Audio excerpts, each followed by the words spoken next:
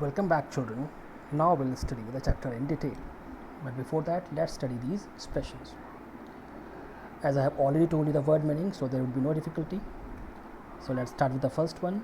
Honing our seafaring skills means improving our sea traveling skills. Ominous silence means silence which is related to bad omen or silence which is awaiting something bad. Mayday calls means help calls. Pinpricks in the vast ocean means small dot like thing in the vast, enormous ocean. Tousled head means a person or child having the head and the head with uncombed hair, or the condition of the person is not good. So let's start with the chapter. In July 1976, my wife Mary, son Jonathan 6, daughter Suzanne 7, and I set sail from Plymouth, England to duplicate the round the world voyage made 200 years earlier by Captain James Cook. For the longest time, Mary and I, a 37-year-old businessman, had dreamt of sailing in the wake of the famous explorer, and for the past 16 years, we had spent all our leisure time honing our seafaring skills in British waters. Our boat, Wave Walker, a 23-meter, 30-ton wooden hull beauty, had been professionally built, and we had spent months fitting it out and testing it in the roughest weather we could find. The first leg of our planned 3-year, 105,000 kilometers journey passed pleasantly as we sailed down the west coast of Africa to the Cape Town. There, before heading east, we took on 2 crewmen, American Larry Vigil and Swiss Herb Sigler, to help us tackle one of the world's roughest seas, the Southern Indian Ocean. The children, in July 1976, the narrator, who was a 37-year-old businessman, his wife Mary, his 6-year-old son Jonathan, and 7-year-old daughter Suzanne, started sailing from Plymouth, England, and they wished to go around the world on a long sea journey as done by Captain James Cook 200 years earlier. They started in 23-meter, 30-ton wooden hulled boat. Hull means actually the bottom of the boat, named Wave Walker. The first part of their planned 3 years, or you can say 105,000 kilometer journey, passed very nicely or pleasantly.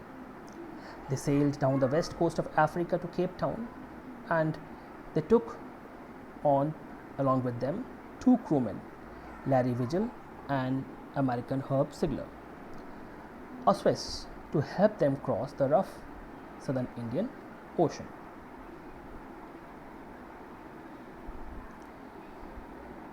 Our second day out of Cape Town, we began to encounter strong gales. Gales means winds. For the next few weeks, they blew continuously. Gales did not worry me, but the size of the waves was alarming, up to 15 meters, as high as our mainmast. December 25 found us 3,500 kilometers east of Cape Town. Despite atrocious weather, we had a wonderful holiday, complete with a Christmas tree. New Year's Day saw no improvement in the weather, but we reasoned that it had to change soon, and it did change. For the worse, not for the good, means the weather became more worse. At dawn on January 2, the waves were gigantic. We were sailing with only a small storm jib, and we were still making 8 knots.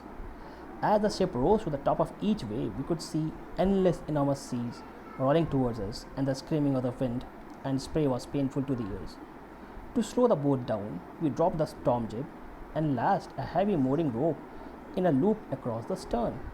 Then we double lashed everything, went through our life raft drills, attached lifelines, donned oilskins and life jackets, and waited. The first indication of impending disaster came at about 6 p.m. with an ominous silence. The wind dropped and the sky immediately grew dark. Then came a growing roar, and an enormous cloud towered aft the ship. Aft means the rear portion of the ship. With horror, I realized that it was not a cloud, but a wave like no other I had ever seen. It appeared perfectly vertical and almost twice the height of the other waves, with a frightful breaking crest. The roar increased to a thunder as the stern moved up the face of the wave, and for a moment I thought we might ride over it. But then a tremendous explosion shook the deck.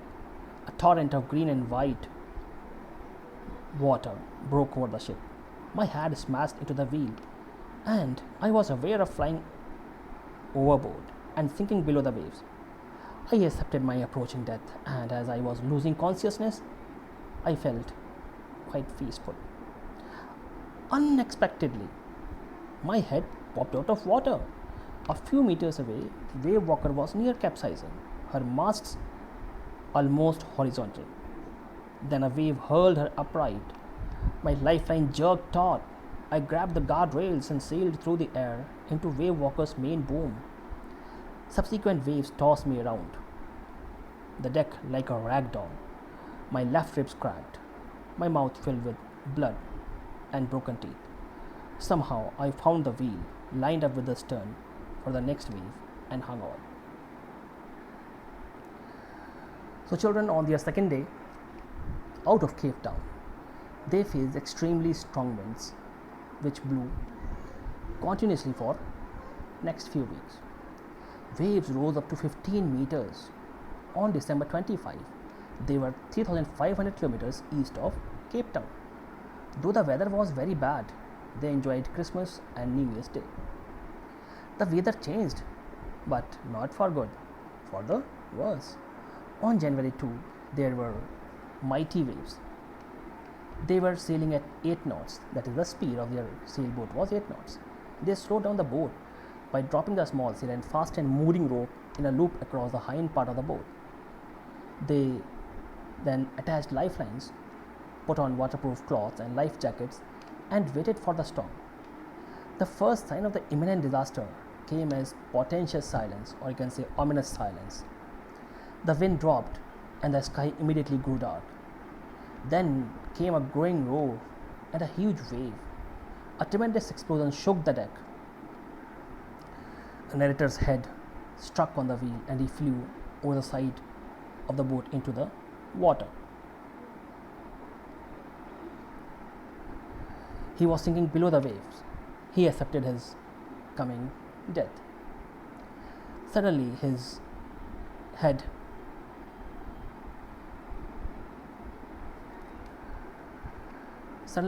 appeared out of the water. A few meters away, wave walker was about to turn over in water. Then a wave threw her upright, means the wave walker was going to sink, but suddenly another wave threw her upright.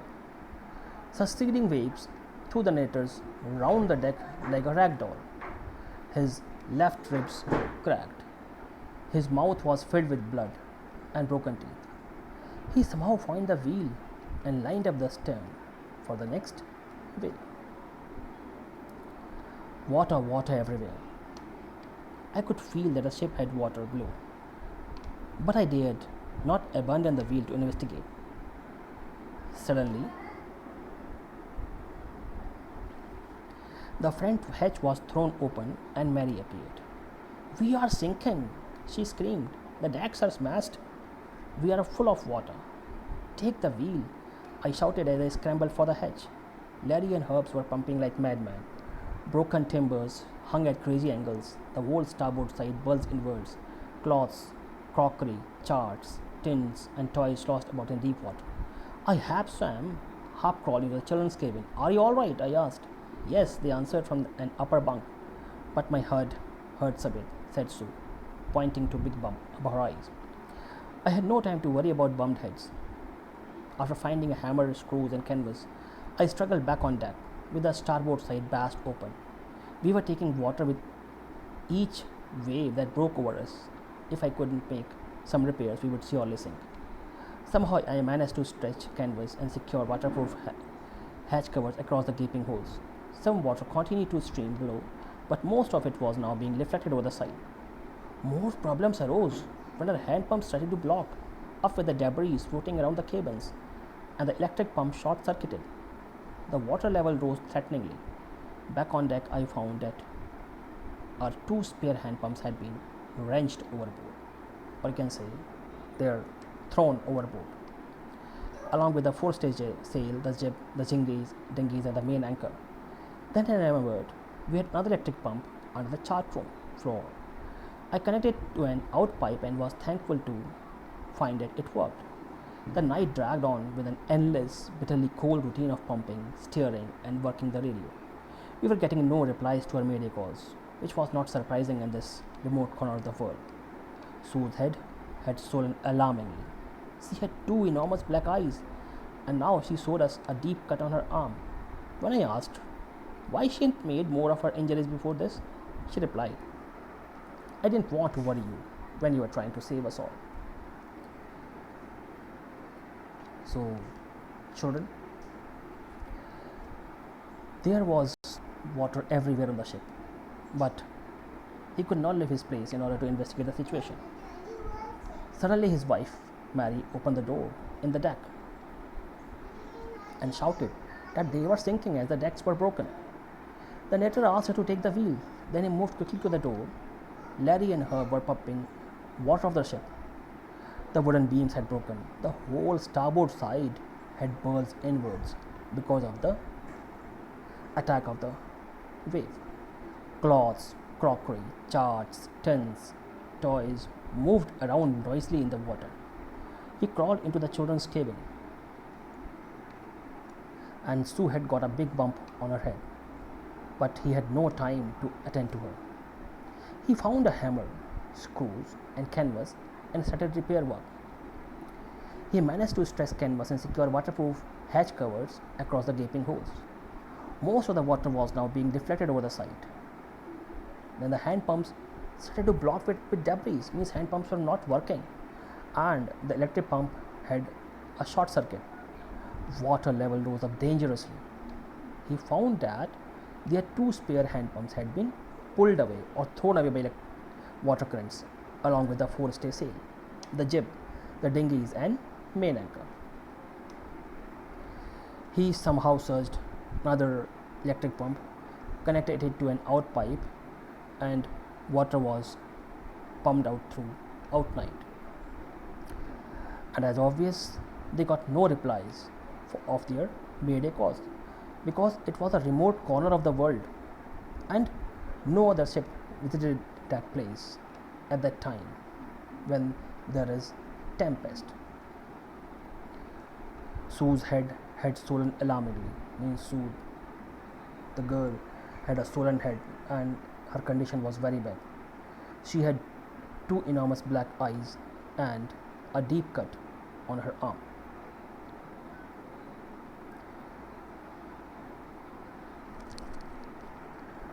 Now children, we will study the rest of the chapter in the next video.